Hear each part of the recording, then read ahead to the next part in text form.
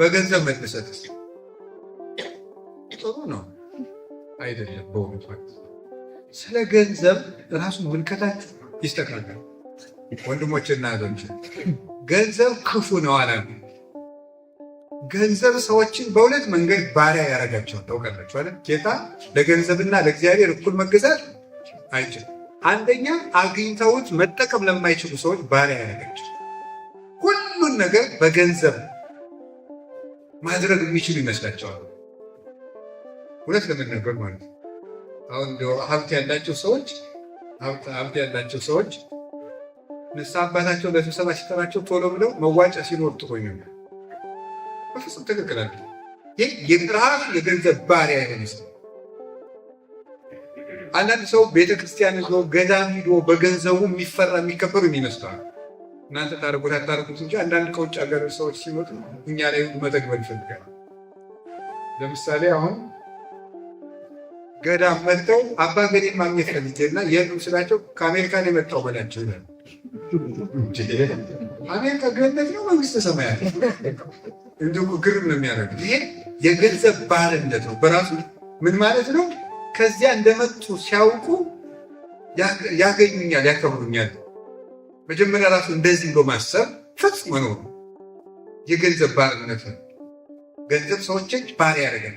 ባርነቱ ምንድነው? ሁልጊዜ ይሄን አስተካክየው፣ ይሄኛውን ካምፓኒ አስተካክየው፣ መስመር አስይዘው፣ ይሄን አስተካክየው እንዳሉ እንደባከኑ ነው የሚሞቱ። እንዳይልሰው ወደ ጸሎታቸው አይመጡ፣ ወደ ንግዳቸው አይመጡ፣ ወደ ቁርባን አይመጡ። የጸሎት ጊዜ የላቸው፣ መጽሐፍ ቅዱስ የማንበቢያ ጊዜ የላቸው፣ ለኪዳን ጊዜ የላቸው፣ ለቤተሰብ ጊዜ የላቸው፣ ለሀገር ነገር ለቤተክርስቲያን ነገር ጉዳይ የላቸው።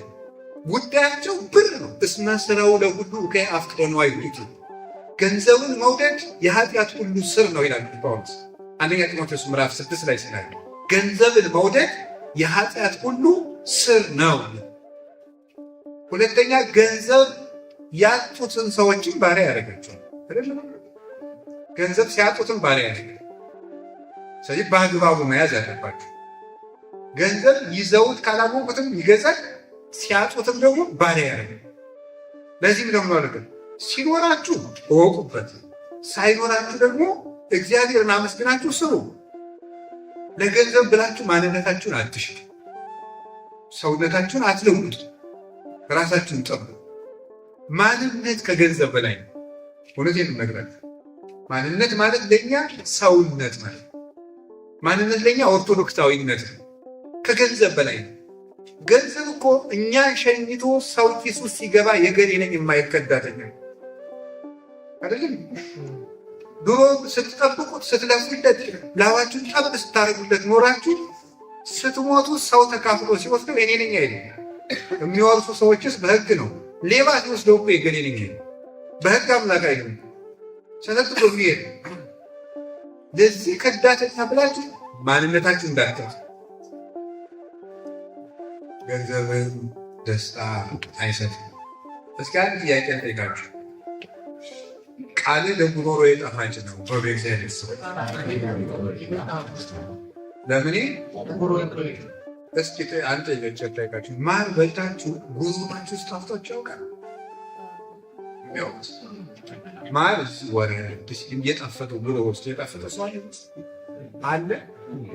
እሺ ስጋዎት ጉሮሮ ላይ የጣፈጠ አለ ወይ? እሺ ጠጅ ጉሮሮ ላይ የጣፈጠ ምግብ ጥሩ ሌላ ነገር የሚጣፍጥ ኬክ የሚባል አለ። እሱ ጉሮሮአችሁ ላይ ጣፍጧችሁ ያውቃል?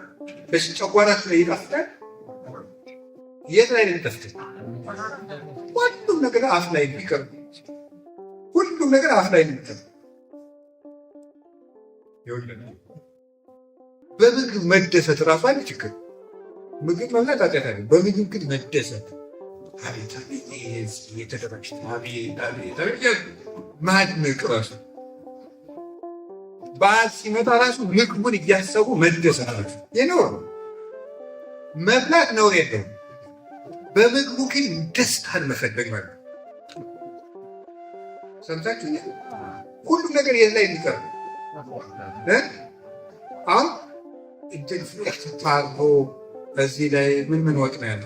ቀይ ወጥ፣ ነጭ ወጥ፣ አልጫ ተደርድሮ ዝም ብሎ በስታ ዛሬ ጥሩ ባሏት ይላል።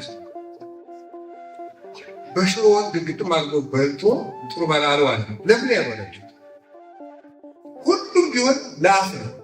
ግጥም አድርገህ ከበላህ ጥሩ ባላልዋል። በቃ ጉዳዩ ግን ከመንገር አለ መንፈስ የመንፈሳዊ ደስታ ነው። ባል ግን ቁም ነገሩ ሆዳችሁ ከሞላ ሽሮ ስበልታችሁ ለምን ጥሩ በዓል ነው አትሉ?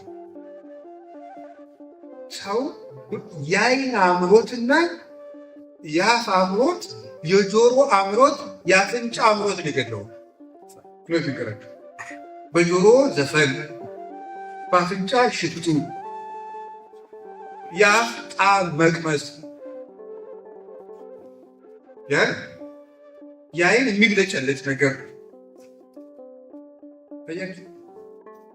የእግዚአብሔር ሰዎች ይህ ሁሉ ደስታ አይደለም።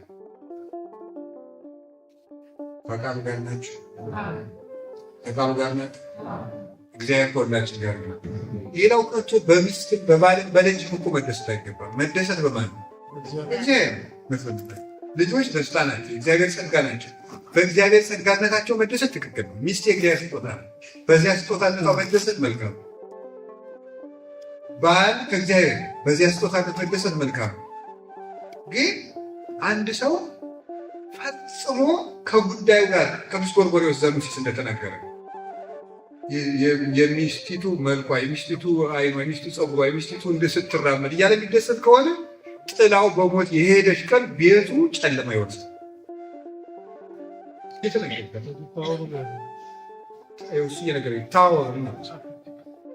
ምንድን ነው ሰው ይህን ሁሉ ችግር ያመጣው? ለምን ይመስላችኋል? ሰው ደስታ ማጣት ነው። ለምን ግን ሰው ለምንድን ነው የማይረካው ብላችሁ እምነት የሌለውን ሰው ጠይቁት። ሳይኮሎጂስት ይሁን ሳይካትሪስት ይሁን እግዚአብሔር የለም ብሎ የሚያምን ሰው ለምን አይረካም ብላችሁ ጠይቁት። መልሱ አንድና አንድ ነው። ሰው ሀገር ይቀይራል፣ አይረካም። እንደው አሁን ለምሳሌ አንዳንድ ሰው ኢትዮጵያ ሳለ አይረካም። አውሮፓ ስትመጡ ምስረቁ አልመሰላችሁ? ረክታችኋል? አልረካችሁ? ትጀትለን እንደው ከዚህ ሀገር እንደምንም ብየጥጣን ይችላችሁ። አሁን እዚህ መጣችሁ ደስ አላችሁ። አሁን አሜሪካ ምን ወስዳችሁ ደስ አይላችሁ? ትንሽ ይመስላል። ስትሄዱስ ወይ ካናዳ ብትሄዱ እንደዚህ ነው። አትረው እዚያ ያለ ሰው ደግሞ ኢትዮጵያ መመለስ ይፈልጋል። ኢትዮጵያ ሲመለስስ ደስ ይለው ይሆን? ብዙ መናና ወደ ሀገራችን ለመመለስ ያብቃል ነው ይጸልያል፣ ያብቃችሁ። ግን ስትመለስ እዚያስ ደስ የሚላችሁ ይመስላችኋል? አይልም። ሰው በምድር ላይ የሚቀርቡለት ነገሮች ሁሉ ደስ አይል። ለምንድን ነው ብላችሁ ጠይቁ። ሁልጊዜ የሚከፋኝ ለምንድን ነው ብላችሁ ጠይቁ። እስኪ አንድ ጊዜ ሁላችሁ በሉ ሁልጊዜ ለምን ይከፋኝ?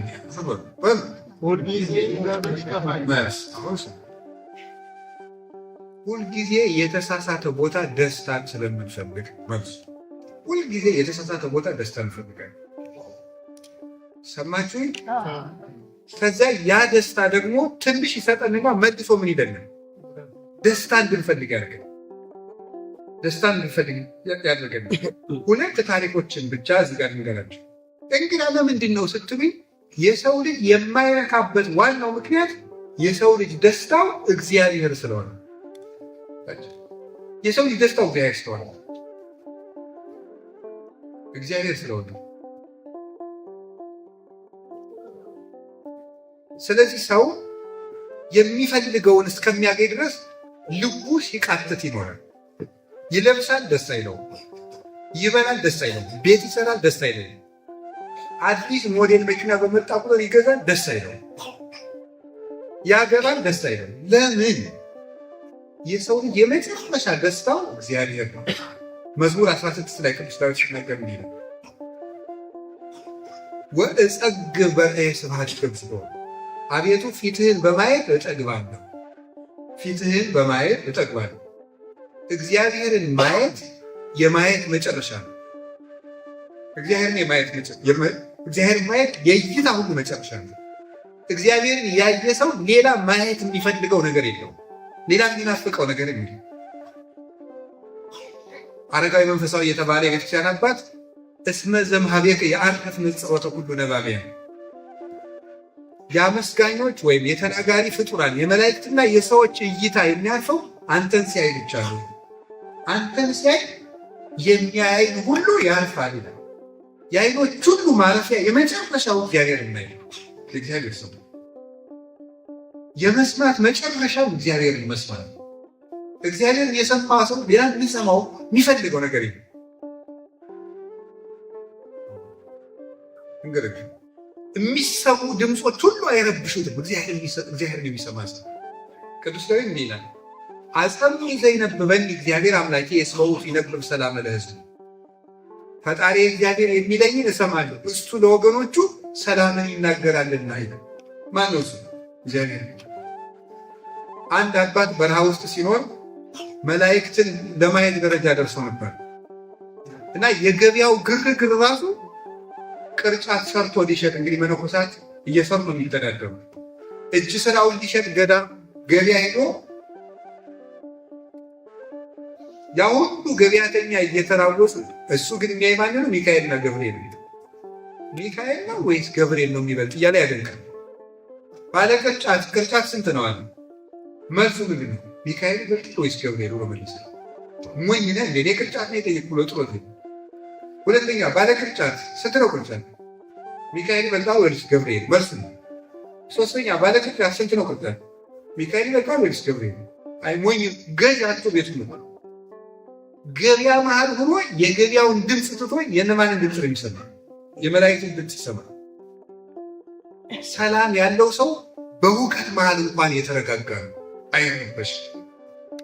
የትም ሰላም መሆን ይችላል። እግዚአብሔር ነው የሚያስብ። ቅዱስ እንጦንስ የበረሃ ኮከብ ነበረ።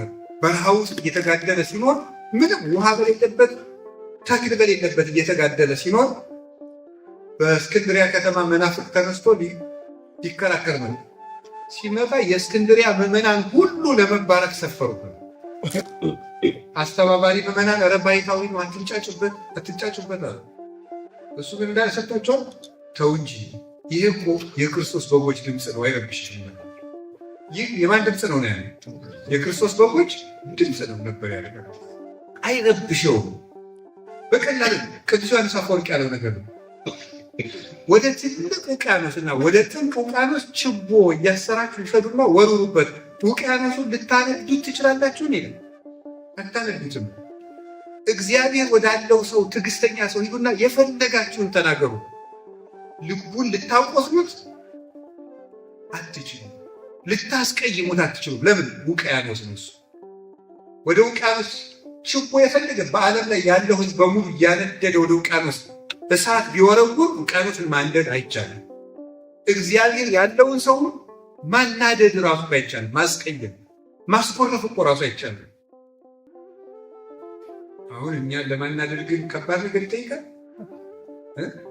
አሁን እናንተ እኔ እንዲያውም በሁለት ደቂቃ ላስቀይማችሁ አንድ ደቂቃ አሁን ሁሉም ሰው እዚህ አዳራሽ እንዲወጣ ማድረግ አልችልም። ክፉ ነገር ትናገር ይችላል። በጣም ገለባ ሆነ ነው። እውነት ነው። ቀላል ነገር ነው የሚያስከፋል። በቃ ሆድ ብሶናል መሰል። እንኳንስ ባወቅነው ነገር በገመትነው ነገር እየከፋን ተቸግረን በመሰለን ነገር እንኳን ይከፋል። ለምን? በጣም ግልብ ሆነናል። እውነት ነው። የእግዚአብሔር ሰዎች ደስታችንን እግዚአብሔር ወደ ማለት ምን ማለት እንደሆነ እሱ ታውቃላችሁ። እግዚአብሔር ሲሆን ሁሉ ነገር ስናጣው፣ እግዚአብሔር ግን ምን አይነት አይታጣም። ባል ሲሞት ለሚስት የሚቀራት ማለት እግዚአብሔር ነው። ባል አብሮ ይኖራል እስከ መጨረሻው እስከ ቅታው ድረስ፣ ወይ ሚስት ትቀርማለች ወይ ባል ይቀራል። ሚስት ስትሞት ለባል የሚቀረው ማለት እግዚአብሔር ነው የሚቀረው። አባትና ሲሞቱ ለልጆች የሚቀራቸው ማለት እግዚአብሔር ነው። ባለስልጣኖች ተሽረው ሲታሰሩ እጃቸው ላይ የሚቀረው ጥሪት ማለት እግዚአብሔር ብቻ ነው። ቤተ መንግስቱ አብሯቸው አይታሰርም። ሌላ መንግስት መጥቶ ሲያስራቸው እጃችን ላይ መጨረሻ ላይ የሚቀር ሁሉ ሲያልቅ የሚቀረን እግዚአብሔር ነው። ሁለት ነገር እኔ ቅዳሴ ስቀደስ ቅድመ ዓለም ወእስከ ዓለም ሀሎ እግዚአብሔር በመንግሥቱ እግዚአብሔር በትስብእቱ እግዚአብሔር በመለኮቱ ሲባል ደስ የሚለኝ እግዚአብሔር ከዓለም አስቀድሞ ነበረ፣ እግዚአብሔር በመንግሥቱ አለ፣ እግዚአብሔር በሦስትነቱ አለ። እግዚአብሔር አለ የሚለው ድምፅ የመጨረሻ ሰላም ነው። ለምን? ሄሮድስ የለም፣ ናቡከደነፆር የለም፣ ፈርዖን የለም ነበር። እግዚአብሔር ግን አለ። እግዚአብሔር ነገም አለ። እግዚአብሔር አስከፍተነውም አለ። እግዚአብሔር ሸሽተነውም አለ። እግዚአብሔር ጠፍተን ስንመጣም አለ። እግዚአብሔር ሁልጊዜ አለ። እግዚአብሔር ጥሎን ሄዶ ያውቃል። ሁልጊዜ የሚገኝ ወዳጅ እግዚአብሔር አርከ መሃይም ነን። ትክክለኛ ወዳጅ ማለት ታውቃላችሁ፣ እሱ እግዚአብሔር የማይለወጥ ጠባቂያችን፣ አቃቢነ ዘኢይማስን ይላል መጽሐፍ ይችላል። የማይለወጥ ጠባቂያችን፣ የማይለወጥ ጠባቂያችን ማለት ምን ማለት ነው? እኛ ስንለወጥ እሱ የማይለወጥ ነው። ከቃሉ ጋር ናቸው። ከእግዚአብሔር ከሁላችን ጋር